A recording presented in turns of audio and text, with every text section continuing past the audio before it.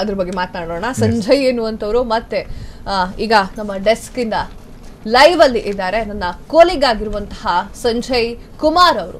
S Sanjay, RCB final ಹೋಗಿದೆ, ಇವತ್ತು match ಇದೆ. ಒಂದು ಅಭಿಮಾನಿಯಾಗಿ, RCB ಅಭಿಮಾನಿಯಾಗಿ ಏನ್ ಹೇಳ್ತೀರಿ? ಇಲ್ಲಿ ಎರಡು ತರದ್ದು ಒಂದು ಪ್ಲೇಸ್ಮೆಂಟ್ಸ್ ನೋಡ್ಬೋದು. ಒಂದು RCB ಅಭಿಮಾನಿಯಾಗಿ, ಇನ್ನೊಂದು ಏನದು ಕ್ರಿಕೆಟ್ ಅಭಿಮಾನಿಯಾಗಿ. ಕ್ರಿಕೆಟ್ ಅಭಿಮಾನಿಯಾಗಿ ನಾನು ಈಗ ಮಾತಾಡ್ತೇನೆ. ಸೊ ಫಸ್ಟ್ ಬರೋದು ಟಾಸ್ ಅಂತ ಬರುತ್ತೆ. ಸೊ ಟಾಸ್ ಅಂತಂದ್ರೆ ಟಾಸ್ ಹೆಂಗ್ ಡಿಸೈಡ್ ಆಗುತ್ತೆ ಅಂತಂದ್ರೆ, ಇಲ್ಲಿ ಇಬ್ರು ಕ್ಯಾಪ್ಟನ್ಸ್ ತುಂಬಾ, ಒಬ್ರು ಎಕ್ಸ್ಪೀರಿಯನ್ಸ್ಡ್ ಅಂದ್ರೆ ತುಂಬಾ ಒಂದು 4-5 ಒಂದು ಕಪ್ ಗಳನ್ನ ಗೆದ್ದಿರಂತ ನಮ್ಮ ಶ್ರೇಯಸ್ ಅಯ್ಯರ್ ಇದ್ದಾರೆ. ಆಮೇಲೆ ರಜತ್ ಪಟ್ಟಿದಾರ್. ಈಗ ಈ ಮ್ಯಾಚ್ ಏನಾದ್ರು ಗೆದ್ರೆ ಅವ್ರದ್ದು 100% ಅಕ್ಯುರಸಿ ಕ್ಯಾಪ್ಟನ್ಸಿ ಆಗುತ್ತೆ. ಸೊ ಈ ತರ ಇಬ್ರು ಕ್ಯಾಪ್ಟನ್ಸ್ ಗೆ ಡ್ರೆಸ್ಸಿಂಗ್ ರೂಮ್ ಇಂದ ಏನ್ ಹೇಳಿ ಕಳ್ಸಿರ್ತಾರೆ ಅಂತಂದ್ರೆ, ಇವಾಗ ವೆದರ್ ಇರೋದು 60% ಮಳೆ ಆಗೋ ಎಲ್ಲಾ ಚಾನ್ಸಸ್ ಗಳು ಇದಾವೆ. ಸೊ ಹಾಗಾಗಿ ಫಸ್ಟ್ ಬೌಲಿಂಗ್ ಚೂಸ್ ಮಾಡ್ಕೊಳ್ಳೋದಕ್ಕೇನೆ ಒಂದು ಡಿಸಿಷನ್ ತಗೋತಾರೆ. ಸೊ ಒಂದು ಡಿಸಿಷನ್ ಆಗಿದ್ ಕೂಡ್ಲೇನೆ ನೆಕ್ಸ್ಟ್ ಯಾವ ರೀತಿ ಪ್ರಿಪೇರ್ ಆಗ್ತಾರೆ ಆ ಒಂದು ಬ್ಯಾಟ್ಸ್ಮನ್ ಗಳಿಗೆ. ನೆಕ್ಸ್ಟ್ ಈ ಆರ್ ಸಿ ಬಿ ಬೌಲರ್ಸ್ ಗಳು ಬೌಲಿಂಗ್ ಬಂದಾಗ ಅವ್ರ ಬ್ಯಾಟಿಂಗ್, ಅವ್ರಿಗೆ ಸ್ಟ್ರೆಂತ್ ಇರೋದೇ ಬ್ಯಾಟಿಂಗ್ ಲೈನ್ ಅಪ್. ಅವ್ರದ್ದು ಬೌಲಿಂಗ್ ನೋಡಿದಾಗ ಇತ್ತೀಚಿನ ಲಾಸ್ಟ್ ಮ್ಯಾಚ್ ಗಳಲ್ಲಿ ನಮ್ಗೆ 2-2 ಸೋತಿದ್ದಾರೆ ನಮ್ದು RCB ಮೇಲೆ ಅವರು. ಒಂದು ಲೀಗ್ ಹಂತದಲ್ಲಿ, ಇನ್ನೊಂದು ಬಂದ್ಬಿಟ್ಟು ಕ್ವಾಲಿಫೈರ್ ಅಲ್ಲಿ. ಸೊ ಒಂದ್ ಮ್ಯಾಚ್ ಸೋತಾಗ ಅವರು ಎಡವಿರೋದೇ ಒಂದು ಬೌಲಿಂಗ್ ಅಲ್ಲಿ. ಸೊ ಫಸ್ಟ್ ನಮ್ದು ಬೆಂಗಳೂರಲ್ಲಿ ಆಡಿದಾಗ ಅವರು ತುಂಬಾ ಚೆನ್ನಾಗಿ ಪರ್ಫಾರ್ಮ್ ಮಾಡಿ ನಮ್ಮನ್ನ ಒಳ್ಳೆ ಮೊತ್ತಕ್ಕೆ ಕಟ್ಟಾಕಿ ನಮ್ಮ ಟೀಮ್ ಅನ್ನ ನಮ್ಮ ಒಂದು ಮನೆ ಅಂಗಳದಲ್ಲಿ ಸೋಲ್ಸಿ ಹೋದಂತ ಟೀಮ್ ಅದು. ನಂತರ ನಾವೇನ್ ಮಾಡಿದ್ವಿ, ಅವ್ರ ಅಂಗಳಕ್ಕೆ ಹೋಗಿ ನಾವು ಅವ್ರನ್ನ ಸೆಲೆಬಡ್ದು ಮತ್ತೆ ನಾವು ಕ್ವಾಲಿಫೈರ್ ನಲ್ಲಿ ಗೆದ್ದಿದ್ದೀವಿ. ಸೊ ಇಲ್ಲಿ ಅವ್ರದ್ದು ಪ್ಲೇಯಿಂಗ್ 11 ಅಂತ ನೋಡಿದಾಗ ಅವ್ರು ಏನಾದ್ರು ಚೇಂಜಸ್ ಮಾಡ್ತಾರಾ? ಇಲ್ಲ.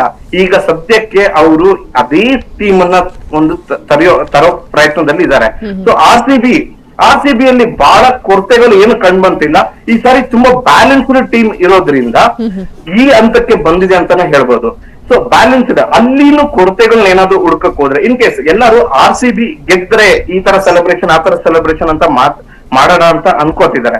ಆದ್ರೆ ಸೋತ್ರೆ ಯಾವ ಕಾರಣಗಳಿಂದ ಸೋಲ್ಬಹುದು ಅಂತ ಏನಾದ್ರು ನಾವು ಒಂದು ಪಾಯಿಂಟ್ಸ್ ಮಾಡಕ್ ಹೋದಾಗ ಅಲ್ಲಿ ಬರೋದು ಒಂದು Rajat Patidar. Captaincy as a captain ಆಗಿ ತುಂಬಾ ಒಂದು ಸಕ್ಕದಾಗಿ ಮಾಡ್ತಿದ್ದಾರೆ, ನೋ ಡೌಟ್.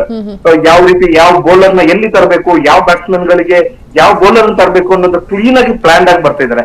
ಆದ್ರೆ ಕ್ಯಾಪ್ಟನ್ ಕೊಟ್ಟಾಗ ನಮ್ಗೆ RCB ತಂಡದಲ್ಲಿ ಪ್ರತಿ ಟೈಮ್ ಕೊರತೆ ಆಗ್ತಾ ಇರೋದು ಇದನ್ನೇ. ಕ್ಯಾಪ್ಟನ್ ಒಂದು ಪ್ರೆಷರ್ ಬಿದ್ದಾಗ ಅವ್ರ ಪರ್ಫಾರ್ಮೆನ್ಸ್ ತುಂಬಾ ಕಡಿಮೆ ಆಗ್ತಾ ಇದೆ. ಸೊ ಅವ್ರ ಬ್ಯಾಟಿಂಗ್ ಅಲ್ಲಿ ಫಸ್ಟ್ ಚೆನ್ನೈ ಮೇಲೆ ಬಂದಿರೋದು ಅಷ್ಟೇ ಒಂದು ಒಳ್ಳೆ ಬಿಗ್ ಇನ್ನಿಂಗ್ಸ್ ಅವ್ರ ಕಡೆಯಿಂದ. ಇನ್ನೆಲ್ಲೂ ತುಂಬಾ ಇನ್ನು ಸ್ಲೋ ಡೌನ್ ಆಗ್ಬಿಟ್ಟಿದ್ದಾರೆ. ಸೊ ಅವರು ಒಂದು ಪಿಕಪ್ ಆಗ್ಬಿಟ್ರೆ ನಮಗೆ 3ನೇ ಕ್ರಮಾಂಕದಲ್ಲಿ ಯಾವ ಒಂದು ಒಳ್ಳೆ ಬ್ಯಾಟಿಂಗ್ ಲೈನ್ ಅಪ್ ಒಂದು RCB ನ ನೋಡ್ಬೋದು. ಅದ್ರ ನಂತರ ಬರೋದು ಲಿವಿಂಗ್ಸ್ಟನ್. ಸೊ ಫಿನಿಶಿಂಗ್ ಅಲ್ಲಿ ನಮ್ಗೆ ಶೆಫರ್ಡ್ ಇದ್ದಾರೆ, ಮತ್ತೆ ಜಿತೇಶ್ ಶರ್ಮಾ ಇದ್ದಾರೆ.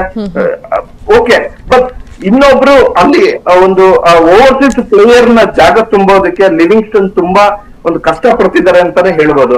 ಸೊ ಅದ್ರ ನಂತರ ಬಂದ್ರೆ, ಇನ್ನ ಬೌಲಿಂಗ್ ಅಲ್ಲಿ ಬಂದ್ರೆ ನಮ್ಗೆ ಯಶ್ ದಯಾಳ್ ಮತ್ತೆ ಭುವಿ ಅವ್ರ ಮೇಲೆ ತುಂಬಾ ನಂಬಿಕೆ ಇಟ್ಕೊಂಡು ತುಂಬಾ ದುಡ್ಡಿಂದ ನಾವು ತಗೊಂಡಿವಿ ಯಾರನ್ನ, ನಮ್ಮ ಭುವನೇಶ್ವರ್ ಕುಮಾರ್ನ. ನಂತರ ಯಶ್ ದಯಾಳ್ ನಾವು ರಿಟೈನ್ ಮಾಡ್ಕೊಂಡಂತ ಪ್ಲೇಯರ್ ಯಾವುದೋ ಒಂದು ದೊಡ್ಡ ಪರ್ಫಾರ್ಮೆನ್ಸ್ ಏನು ತೋರಿಸ್ತಿಲ್ಲ ಅವರು. ಚೆನ್ನೈ ಮೇಲೆ ಒಂದು ಲಾಸ್ಟ್ ಓವರ್ ಹಾಕಿ ಗೆಲ್ಸಿದ್ರು. ಒಂದೊಂದು ಮ್ಯಾಚ್ ಆಡೋದಕ್ಕಿಂತ ಒಂದು ನಂಬಿಕೆ ಅಂತ ಫ್ಯಾನ್ಸ್ ಗೆ ಕೊಡ್ಬೇಕು. ಆ ಟೀಮ್ ಅಲ್ಲಿ ಆಡ್ಬೇಕಾದ್ರೆ ಅವ್ರು death over specialist. Death over ನಲ್ಲಿ ಅವರು 20ನೇ ಓವರ್ ಮತ್ತೆ 19ನೇ ಓವರ್ ಹಾಕ್ಬೇಕಾದಾಗ ಎಷ್ಟು ರನ್ ಇರುತ್ತೆ. ಸೊ ಇದನ್ನೆಲ್ಲ ನೋಡ್ಕೊಂಡು ಬೌಲಿಂಗ್ ಮಾಡ್ತಾರೆ. ಪ್ಲೇಯಿಂಗ್ 11 ವಿಚಾರಕ್ಕೆ ಬರೋದಾದ್ರೆ ಯಾವೆಲ್ಲ ಬದಲಾವಣೆಗಳಾಗಬೇಕು? ಸೊ ಇಲ್ಲಿ ನಮ್ಗೆ ಯಶ್ ದಯಾಳ್, ಸೊ ಯಶ್ ದಯಾಳ್ ಬದಲು ಇನ್ನೊಬ್ರು ಯಾರಾದ್ರೂ ತರ್ತಾರ ಬೌಲಿಂಗ್ ಅಲ್ಲಿ ನೋಡ್ಬೇಕು.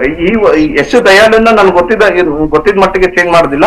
ಲಾಸ್ಟ್ ನಾವು ಪಂಜಾಬ್ ಮೇಲೆ ಯಾವ ರೀತಿ ಪ್ಲೇಯಿಂಗ್ 11 ಇಳಿಸಿದ್ವೋ ಅದೇ ಪ್ಲೇಯಿಂಗ್ 11 ಆಡೋ ಒಂದು ಕನ್ಫರ್ಮ್ ಇದೆ. ಆದ್ರೆ ಲಿವಿಂಗ್ಸ್ಟನ್ ಜಾಗದಲ್ಲಿ ನಮಗೆ ಓವರ್ಸೀಸ್ ಪ್ಲೇಯರ್ ಯಾರು ಬರ್ತಾರೆ? ಸೊ ಇದೊಂದು ದೊಡ್ಡ ಒಂದು ಕನ್ಫ್ಯೂಷನ್ ಇದೆ. ಇದು ಡ್ರೆಸ್ಸಿಂಗ್ ರೂಮ್ ಡಿಸೈಡ್ ಮಾಡುತ್ತೆ. ಯಾಕಂತಂದ್ರೆ ಇಲ್ಲಿ ಮಳೆ, ಅಲ್ಲಿನ ವೆದರ್ ಸರಿ ಹೋಗಿದ್ರೆ ನಮ್ಗೆ ಒಂದು ಒಡಿಬಡಿ ಆಡೋ ಒಂದು ಪ್ಲೇಯರ್ ನ ತರ್ತಾರೆ. ಸಂಜಯ್, ಜಿತೇಶ್ ಶರ್ಮಾ ಅವ್ರ ಬಗ್ಗೆ ಏನ್ ಹೇಳೋಕ್ ಇಷ್ಟಪಡ್ತೀರಾ? ಯಾಕಂತಂದ್ರೆ ಅವರು wicket keeper batsman. So Jitesh Sharma Jitesh Sharma ನೀವು ನೋಡ್ಬೋದು, ತುಂಬಾ ಎಕ್ಸ್ಪೆಕ್ಟ್ ಮಾಡಿ ಒಂದು ನಮ್ಮ ಮೆಂಟರ್ ಮತ್ತೆ ಬ್ಯಾಟಿಂಗ್ ಕೋಚ್ ಆಗಿರತಕ್ಕಂತ DK ನಮ್ಮ ಎಕ್ಸ್ ಪ್ಲೇಯರ್ ಅವರು. ಸೊ ಅವರು ಆಕ್ಷನ್ ಅಲ್ಲಿ ಅವ್ರನ್ನ ಬೈ ಮಾಡ್ಬೇಕಾದ್ರೆ ತುಂಬಾ ನಂಬಿಕೆ ಇಟ್ಕೊಂಡು ಒಂದಷ್ಟು ದುಡ್ಡು ಅವ್ರ ಮೇಲೆ ಸುರಿಸಿ ತಗೊಂಡ್, ಇಲ್ಲ ನನಗೆ ಈ ಪ್ಲೇಯರ್ ಬೇಕೇ ಬೇಕು, ಇವ್ರ ಮೇಲೆ ನಾನು ನಂಬಿಕೆ ಇರ್ತೀನಿ, ನನ್ನ ಜಾಗದಲ್ಲಿ ಅಂದ್ರೆ ಲಾಸ್ಟ್ ಟೈಮ್ DK ಯಾವ ರೀತಿ ಕೆಲಸ ಮಾಡ್ತಿದ್ರು ಅದೇ ಕೆಲ್ಸನ ಜಿತೇಶ್ ಶರ್ಮಾ ಮಾಡ್ತಾರೆ ಅಂತ ಅಂದ್ಬಿಟ್ಟು ಒಂದು ನಂಬಿಕೆ ಮೇಲೆ ಅವ್ರನ್ನ ಇಲ್ಲಿಗೆ ಕರ್ಸ್ಕೊಂಡಿರ್ತಾರೆ ಒಂದು ಈ ಟೀಮಕ್ಕೆ. ಸಂಜಯ್, ಇಲ್ಲಿ ಈಗ ಆ ಕೆಲಸ ಮಾಡ್ತಾರೆ ಅಂತ ಅಂದ್ಬಿಟ್ಟು ಒಂದು 14 ಮ್ಯಾಚ್ ಇಂದ ನಾವು ಯಾವ್ದೇ ರೀತಿ ಅವ್ರ ಕಡೆಯಿಂದ ಅಷ್ಟೊಂದು ನೋಡಿಲ್ಲ. ಕೆಲವೊಂದ್ಸರಿ ಬ್ಯಾಟಿಂಗ್ ಸಿಕ್ಕಿಲ್ಲ ಅವರಿಗೆ, ನಮ್ಮ ಟಾಪ್ ಆರ್ಡರ್ ಫಿನಿಶ್ ಮಾಡ್ತಿದ್ದ ಮ್ಯಾಚ್ ಸಿಕ್ಕಿದಾಗ ಲಾಸ್ಟ್ ಮ್ಯಾಚ್ ನಾವು ಇವತ್ತಿಲ್ಲಿ ಫೈನಲ್ ನಲ್ಲಿ ಇದ್ದೀವಿ ಅನ್ನೋದಕ್ಕೆ ಕಾರಣ ಅಂತಂದ್ರೆ ನಮ್ಮ ಜಿತೇಶ್ ಶರ್ಮಾನೇ ಅಂತಾನೆ ಹೇಳ್ಬೋದು. ಲಾಸ್ಟ್ ಕೊನೆ ಪಂದ್ಯದಲ್ಲಿ ಯಾವ ರೀತಿ ಒಂದು 33 ಬಾಲ್ ಅಲ್ಲಿ ಒಂದು 5 6 ಎಲ್ಲ ಹೊಡೆದು 81 ರನ್ ಮಾಡಿ ಒಂದು ಇಲ್ಲಿ ತನಕ ಕರ್ಕೊಂಡ್ ಬರೋದಕ್ಕೆ ಕಾರಣ ಆದಂತ ಅವರು ಒಂದೊಳ್ಳೆ ಫಿನಿಶರ್ ಮತ್ತೆ ವಿಕೆಟ್ ಕೀಪರ್. ನಮಗೆ ಅವ್ರನ್ನ ನೆಕ್ಸ್ಟ್ ಟೈಮ್ ಉಳಿಸ್ಕೊಳ್ಳುವಂತ ಪ್ಲೇಯರ್ ಆಗಿದ್ದಾರೆ ಅವರು. ಎಸ್ ಸಂಜಯ್, ತಮ್ಮೆಲ್ಲ ಮಾಹಿತಿಗಾಗಿ ಧನ್ಯವಾದಗಳು. ಎಸ್, ತುಂಬಾ ಚೆನ್ನಾಗಿ ಮಾತನಾಡ್ತಾ ಇದ್ರು ಕೊಲಿಕ್ ಸಂಜಯ್ ಅವರು. ಏನು ಅಂತಂದ್ರೆ ಕ್ರಿಕೆಟ್ ಅನ್ನುವಂಥದ್ದು ಹುಡುಗರ ಜೀವನದಲ್ಲಿ ಬಹಳ ಮುಖ್ಯ ಪಾತ್ರವನ್ನ ವಹಿಸುತ್ತೆ. ಹೆಣ್ಣು ಮಕ್ಕಳು ಕೂಡ ಇತ್ತೀಚೆಗೆ ಕ್ರಿಕೆಟ್ ಲವರ್ ಆಗ್ತಿದ್ದಾರೆ. ಮೇಡಮ್ ನೋಡೇ ಕಲ್ತ್ಕೋಬಹುದು. ನಾವು ಕೂಡ ಕ್ರಿಕೆಟ್ ಆಡದ್ವಲ್ಲ, ಹಾಗಾಗಿ ಲಾಸ್ಟ್ ಇವಾಗ ಸೆಲೆಬ್ರಿಟಿ ಕ್ರಿಕೆಟ್ ನೋಡಿದ್ವಿ ಮೇಡಮ್, ನೋಡಿದ್ವಿ. ಸೊ ಅದಕ್ಕೆ ಸ್ವಲ್ಪ ಇಂಟ್ರೆಸ್ಟ್ ಜಾಸ್ತಿ ಆಗಿದೆ. ಕ್ರಿಕೆಟ್ ಅಂತ ಬಂದಾಗ ಹೆಣ್ಣು ಮಕ್ಳದ್ದು ಅಂತ ಎತ್ತಿಡಕ್ ಆಗಲ್ಲ. ಹೆಣ್ಣು ಮಕ್ಳು ಕಪ್ಪು ಗೆದ್ಕೊಂಡು ಬಂದಿದ್ದಾರೆ. ಏನ್ ಮೇಡಮ್ ಸರ್, ನೀವು ಒಪ್ಕೊಳ್ಳಬೇಕು ಅದನ್ನ. ಯಾಕಂದ್ರೆ 2 ಜನ ಹೆಣ್ಮಕ್ಳು ಇದೀವಿ ನಾವೆಲ್ಲ. ಹೆಣ್ಮಕ್ಳು ಸ್ಟ್ರಾಂಗ್ ಇದ್ದೀವಿ ಅಂತ ಒಪ್ಕೊಳ್ಳಬೇಕು. ಹೆಣ್ಮಕ್ಳಿಗೆ ಸ್ಟ್ರಾಂಗ್ ಗುರು ಅಂತ ಹೇಳ್ತಾರಲ್ಲ, ಹಂಗೆ ಲಾಸ್ಟ್ ಇಯರ್ RCB ಹೆಣ್ಮಕ್ಳು ಗೆದ್ದಿಲ್ವಾ ಅಲ್ವಾ? ಹೆಂಗ್ ಬಿಟ್ಕೊಡಕ್ಕಾಗಿದೆ. ಎಸ್, ಇನ್ನು RCB ಬಗ್ಗೆ ಮಾತನಾಡ್ತಾ ಇದ್ವಿ. ಸೊ ಅಭಿಮಾನಿಗಳು ಕಾಲ್ ಮೇಲೆ ಕಾಲ್ ಮಾಡ್ತಾ ಇದ್ರು. ಸರ್, ಈ ಪ್ರಶ್ನೆಯನ್ನ ಅವ್ರನ್ನ ಕೇಳ್ದೆ, ನಿಮ್ಮನ್ನ ಕೇಳಕ್ ಮರ್ತೋದೆ. ಏನ್ ಮೇಡಮ್, ಇನ್ಸ್ಟಾಗ್ರಾಮ್ ನೋಡ್ತೀರಾ ಸರ್ ನೀವು? ಇನ್ಸ್ಟಾಗ್ರಾಮ್ ನಾನು ಫಾಲೋ ಮಾಡಲ್ಲ. ಫೇಸ್ಬುಕ್ ಮತ್ತೆ ಯೂಟ್ಯೂಬ್ ಎರಡನ್ನೂ. ಫೇಸ್ಬುಕ್ ಅಲ್ಲಿ ಇದು ಮಾಡೋಣ. ಫೇಸ್ಬುಕ್ ಅಲ್ಲಿ ನಿಮ್ಗೆ ತುಂಬಾ ಇಷ್ಟ ಆಗಿರುವಂತಹ RCB ರೀಲ್ಸ್. ನಾನು DK ಶಿವಕುಮಾರ್ ಅವ್ರದೇ ನೋಡಿದೆ ನಾನು. He was promoting. ಇನ್ಫ್ಯಾಕ್ಟ್ ಅವರ ಇಂಗ್ಲಿಷ್ ಅಲ್ಲಿ ಬ್ರೀಫ್ ಮಾಡ್ಕೊಂಡು ಡೆಪ್ಯೂಟಿ CM ಅವರು ತುಂಬಾ ಚೆನ್ನಾಗಿ ಆ ಸ್ಪಿರಿಟ್ ಅನ್ನ ಮೋಸ್ಟ್ ಪ್ರಾಬಬ್ಲಿ ಡೆಡಿಕೇಟ್ ಮಾಡೋಣ. ದಟ್ಸ್ ವಾಟ್ ನಾನು ತುಂಬಾ ಪ್ರಾಮಾಣಿಕವಾಗಿ ಮಾತಾಡ್ತಾ ಇದ್ದೀನಿ. ಐ ಸಾ ಇಸ್ ಇನ್ಫ್ಯಾಕ್ಟ್ ಅವ್ರು ನೋಡಿ ನಾನು ಕೂಡ ಜರ್ಸಿ ತಗೊಂಡೆ. ಇನ್ಫ್ಯಾಕ್ಟ್ ಅದನ್ನ ಹೇಳ್ತಾ ಇದ್ದೀನಿ. ಸೊ ಏನು ಅಂತಂದ್ರೆ ಲಾಯರ್ ಜಗದೀಶ್ ಅವರು DK ಶಿವಕುಮಾರ್ ಅವ್ರನ್ನ ಬಿಡೋದಿಲ್ಲ, ಹೊಗಳುತ್ತಾರೆ. ಹಾಗೆ ಅವ್ರಿಗೆ ಯಾವ್ದೋ ಒಂದು ವಿಚಾರ ಗೊತ್ತಾಗಿಲ್ಲ ಅಥವಾ ಇಷ್ಟ ಆಗಿಲ್ಲ ಅಂತ ತೆಗಿಳ್ತಾರೆ. ಇಲ್ಲ ಮೇಡಮ್, ಇದನ್ನು ಪ್ರಶ್ನೆ ಮಾಡೋದು ನಮ್ಮ ದೇಶದ ಸಂವಿಧಾನ ಕೊಟ್ಟಿರುವಂತ ಒಂದು ಹಕ್ಕು. ಅದನ್ನ ಪದೇ ಪದೇ ನಾನು ಬಳಸ್ತೀನಿ, ಬೇರೆಯವ್ರು ಬಳಸಲ್ಲ. ಸೊ ಹಂಗಾಗಿ ಅದು ಕೆಲವೊಂದು ಟೈಮ್ ಒಳ್ಳೇದು ಮಾಡಿದೆ, ಕೆಲವೊಂದು ಟೈಮ್ ಕೆಂಗಣಿಗೂ ಗುರಿಯಾಗಿದೆ. ಸೊ ಅದನ್ನು ಕೂಡ ಫೇಸ್ ಮಾಡಿದ್ವಿ. But ultimately yes, when they good, ಒಳ್ಳೇದು ಮಾಡಿದಾಗ ನಾವು ಅದನ್ನ ಅಪ್ರಿಶಿಯೇಟ್ ಮಾಡ್ತೀವಿ. ಸ್ವಲ್ಪ ಏನೋ ತಪ್ಪಾದಾಗ ಅದನ್ನ ಪ್ರಶ್ನೆ ಮಾಡ್ತೀವಿ. ಬಿಟ್ರೆ ಐ ಥಿಂಕ್ ಹೌದೇ, DK ಶಿವಕುಮಾರ್ ಅವರ ಬ್ರೀಫ್ ತುಂಬಾ ಚೆನ್ನಾಗಿತ್ತು, ಅವ್ರ ಇಂಗ್ಲಿಷ್ ತುಂಬಾ ಚೆನ್ನಾಗಿತ್ತು ಅಂತ ನನಗೆ ಅನಿಸ್ತು. ಓಕೆ ಮ್ಯಾಮ್, ನಿಮ್ಗೆ ಈ ಒಂದು ಕಾರ್ಯಕ್ರಮಕ್ಕೆ ಬಂದು ಏನಾದ್ರು ತುಂಬಾ ಖುಷಿ ಆಯ್ತು. Felt good. ಹೇಗ್ ಟೈಮ್ ಹೋಯ್ತಂತ ಗೊತ್ತಾಗಿಲ್ಲ ನನ್ಗೆ. ಇನ್ಫ್ಯಾಕ್ಟ್ ನಾವು ಚಿಗುರು ಇರ್ಬೇಕಾದ್ರೆ ನಮ್ಗೆ ಬ್ಯಾಟ್ ಕೊಡ್ತಾ ಇರ್ಲಿಲ್ಲ, ಬಾಲ್ ಎತ್ಕೊಂಡ್ ಬರಕ್ ಕಲಿಸ್ತಾ ಇದ್ರು. ಫಸ್ಟ್ ಟೈಮು ಈ ಜರ್ಸಿ ಹಾಕೊಂಡು ಇಲ್ಲಿ ಕೂತ್ಕೊಂಡಾಗ ನಿಮ್ಮ ಬ್ಯಾಕ್ ಗ್ರೌಂಡ್ ಎಲ್ಲ ನೋಡುವಾಗ ಪಾಸಿಬಲ್ ಸ್ಟೇಡಿಯಂ ಹೊಡೆಯಿದ್ರಿ ಅಂತ ನನಗೆ ಫೀಲ್ ಆಯ್ತು. And thanks that freedom TV ನನಗೆ ಈ ಒಂದು ಎನ್ವೈರನ್ಮೆಂಟ್ ಕೊಟ್ಟಿದ್ದಕ್ಕೆ. ನಾವು ಚಿಗುರು ಇರ್ಬೇಕಾದ್ರೆ ಸ್ವಲ್ಪ ದೊಡ್ಡವ್ರ ಜೊತೆ ಆಡ್ತಾ ಇದ್ವಿ. ಅವ್ರು ಯಾವ್ದು ಬ್ಯಾಟ್ ಯಾವತ್ತೂ ಕೊಡ್ತಿರ್ಲಿಲ್ಲ. ನಂಗೆ ಗೊತ್ತಿಲ್ಲ ಎತ್ಕೊಂಬರ ಅಂತ ನಮ್ಮನ್ನು ಓಡಿಸೋರು. ಸೊ ನಾವು ಬಾಲ್ ಎತ್ಕೊಂಬಂದ್ ಅಭ್ಯಾಸ, ಬೌಲಿಂಗು ಮಾಡಿಲ್ಲ, ಬ್ಯಾಟಿಂಗು ಮಾಡಿಲ್ಲ. ಸೊ ಇದು ಮೋಸ್ಟ್ಲಿ ಸಾಮಾನ್ಯವಾಗಿ ಎಲ್ಲ ಕಡೆ ಆಗಿರುವಂತ ಅಂತ ನನಗೆ ಅನ್ಸುತ್ತೆ. ಕೆಲವೊಂದು ಇದೊಂದು ಓವರ್ ಮುಗಿಸ್ಕೊಂಡು ಕೊಡ್ತೀನಿ, ಇದೊಂದು ಓವರ್ ಮುಗಿಸ್ಕೊಂಡು ಕೊಡ್ತೀನಿ, ಸಾಯಂಕಾಲ ಆಗ್ಬಿಡೋದು. ಕೊಡಲ್ಲ. ಎಷ್ಟೋ ಸತಿ ನಾವು ರಿಕ್ವೆಸ್ಟ್ ಮಾಡ, ಹಣ ಅದು ಕೊಡಿ ಅಂದ್ರೆ ಫುಲ್ ಮ್ಯಾಚ್ ಮುಗಿಯೋರು ಏನು ಆ ಬಾಲ್ ಎತ್ಕೊಂಡ್ ಬಂದ್ರೆ ಕೊಡ್ತಿರ್ಲಿಲ್ಲ, ಮೋಸ ಮಾಡೋರು. But still we enjoyed that. So ಈಗ RCB ಅಂತ ಬಂದ್ರೆ ಕೊನೆಯದಾಗಿ ಏನ್ ಹೇಳಕ್ ಇಷ್ಟಪಡ್ತೀನಿ? ಕಪ್ ನಮ್ದೆ ಈ ಸಲ, ನಮ್ ಕಪ್ ನಮ್ದೆ. ಅಂಡ್ 18 years ಐ ಥಿಂಕ್ ಇದೊಂದು ತಪಸ್ಸು ಅಂತ ಹೇಳ್ಬೋದು. 18 years ಆಫ್ ಮೆಡಿಟೇಷನ್ ಅಂಡ್ ಮತ್ತೆ ನಮ್ಮ ಪ್ರೇಯರ್ಸು ವರ್ಕ್ ಆಗುತ್ತೆ. ಇವತ್ತು ಪಟಾಕಿಗೆ ಬೆಂಕಿ ಹಚ್ಚೋ ಅಂತ ಐ ಥಿಂಕ್ ಪರಿಸ್ಥಿತಿ ನಮ್ಗೆ ಆಗುತ್ತೆ. ಎಲ್ಲರೂ ನಗೋಣ, ನಗ್ಸೋಣ, ಖುಷಿಯಾಗಿರೋಣ, ಮತ್ತೆ ಯಾವುದೇ ಹಾನಿ ಆಗೋದು ಬೇಡ. I mean this is what celebration definitely ನಮ್ಗೆ ಗೆಲ್ಲುತ್ತೆ ಅಂತ ನಮ್ಗೆಲ್ಲರಿಗೂ ಗೊತ್ತಿದೆ. ಅಂಡ್ ಗೆಲ್ಲಿ ಮತ್ತೆ ಯಾವುದೇ ರೀತಿಯ ಹಾನಿಗಳು ಮಾಡ್ಕೊಂಡಿದಿರ್ಲಿ, ಸೆಲೆಬ್ರೇಷನ್ ಅನ್ನ ಒಬ್ಬರಿಗೆ ತೊಂದರೆ ಆಗದಿದ್ದಂಗೆ ಮಾಡೋಣ ಅಂತ ಹೇಳುತ್ತಾ I think thanks a lot. ನೀವ್ ಹೇಳಿ. ಪಟಾಕಿ ಅನ್ನೋದು ಪ್ರತಿಯೊಂದು ಮ್ಯಾಚ್ ಗೆದ್ದಾಗ್ಲೂ ನಮ್ಮ ಬೆಂಗಳೂರು ಅವ್ರು ಇರ್ಬೋದು, ಆಲ್ ಓವರ್ ಕರ್ನಾಟಕದಲ್ಲಿ ಸೆಲೆಬ್ರೇಷನ್ ಮಾಡ್ತಾರೆ. ಬಟ್ ಇವತ್ತಂತೂ ಹೇಳೋದೇ ಬೇಡ, ದೀಪಾವಳಿ ಸೆಲೆಬ್ರೇಷನ್ ಆಗುತ್ತೆ.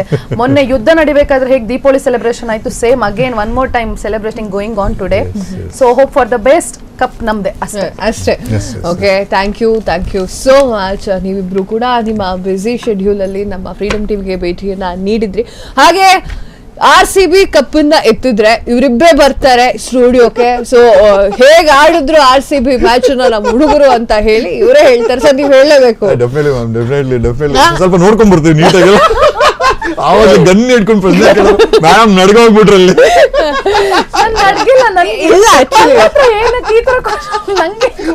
ಅವ್ರಿಗೆ ಗೊತ್ತಾಯ್ತು ಈ ಮೇಡಮ್ ಅವ್ರಿಗೆ ಸ್ವಲ್ಪ ಅಂದ್ರೆ ನೀವ್ ಹೇಳಿದ್ದು ತುಂಬಾ ಚೆನ್ನಾಗಿತ್ತು. ಕ್ರಿಕೆಟ್ ಬಗ್ಗೆ ABCD ಗೊತ್ತಿಲ್ಲದವರು ಕೂಡ in fact I the best example. Why should I say about her? ಅವರು ಕೂಡ ಅಂತ ಏನ್ ಫಾಲೋ ಅಪ್ ಮಾಡ್ತಿರ್ಲಿಲ್ಲ. But today I felt that I should wear a jersey, I should be a part of that celebration ಅಂತ. So possible ಹೆಸರು ಗೊತ್ತಿಲ್ದಿರಬಹುದು ಅಥವಾ ಆಟದ ರೀತಿಗಳು ಗೊತ್ತಿಲ್ದಿರಬಹುದು. ಅಭಿಮಾನಿಗಳು ಹೇಳ್ತಾ ಇರ್ತಾರೆ ಸರ್, RCB ಬಗ್ಗೆ ಏನ್ ಗೊತ್ತಿಲ್ಲದೆ ಹೋದ್ರು ಪರವಾಗಿಲ್ಲ, RCB ರಕ್ತದಲ್ಲಿದೆ ಅಂತ.